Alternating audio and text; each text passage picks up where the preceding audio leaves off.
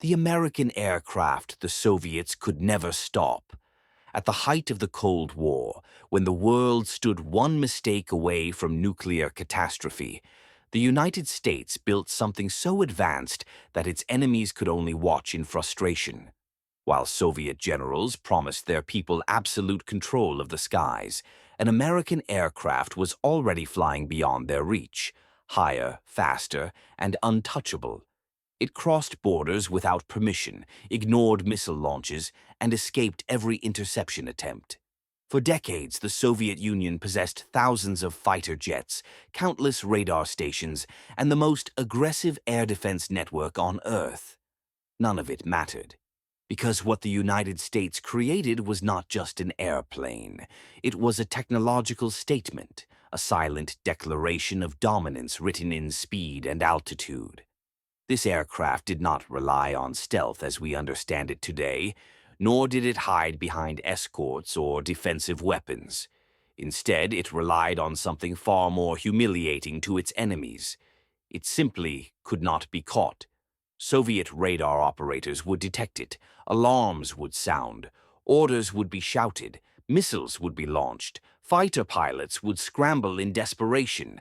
And yet, time after time, the same result followed. The target accelerated, climbed, and vanished from the screen.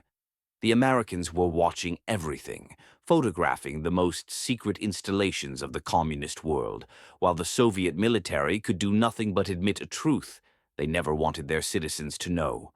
They were technologically outmatched. Imagine now that you are inside that aircraft. You are seated in a cockpit that feels closer to a spacecraft than a traditional airplane, surrounded by glowing instruments and constant system checks. The altimeter climbs past 25,000 meters, twice the altitude of commercial airliners, far above weather, clouds, and conventional flight. Outside your window stretches a vast frozen continent. You do not need a map to know where you are. This is Soviet territory. Beneath you lie air bases, missile silos, and radar stations built to defend the heart of the communist empire. And yet you feel no fear. Your speed already exceeds 1,600 kilometers per hour, and you know with absolute certainty that no interceptor, no missile, and no system on Earth can reach you at this altitude and velocity. This is not science fiction. This is not a Hollywood fantasy.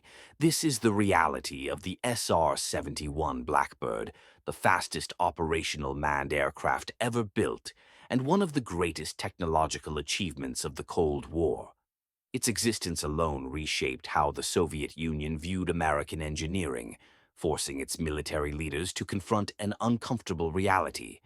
While they focused on numbers and brute force, the United States had mastered precision, innovation, and speed.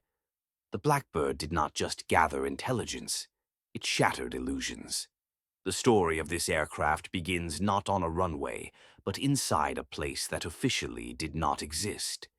Deep within Lockheed's most secretive division, a small group of engineers worked behind locked doors, isolated from the rest of the aviation world.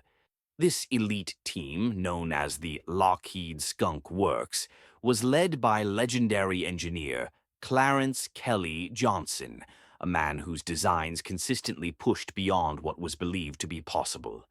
Their task was nearly absurd: create an aircraft capable of outrunning missiles, surviving extreme heat, and operating freely near the most heavily defended airspace on the planet. Failure was not an option because American pilots were already dying in slower reconnaissance planes. What emerged from this effort was an aircraft so extreme that even its own engineers struggled to fully understand its limits. At full speed, the Blackbird heated to temperatures that would melt conventional metals.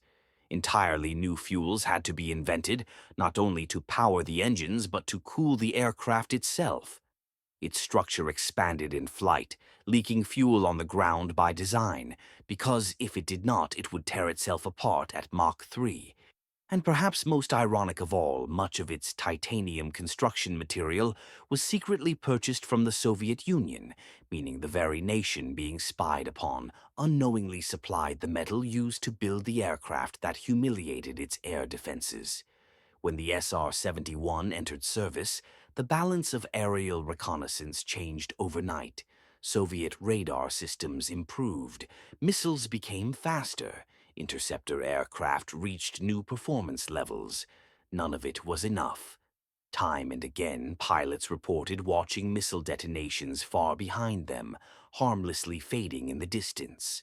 Soviet fighter pilots later admitted that chasing the Blackbird was an exercise in futility. No matter how aggressively they climbed or accelerated, the American aircraft remained thousands of meters above them, slipping away at impossible speeds. It was not a battle.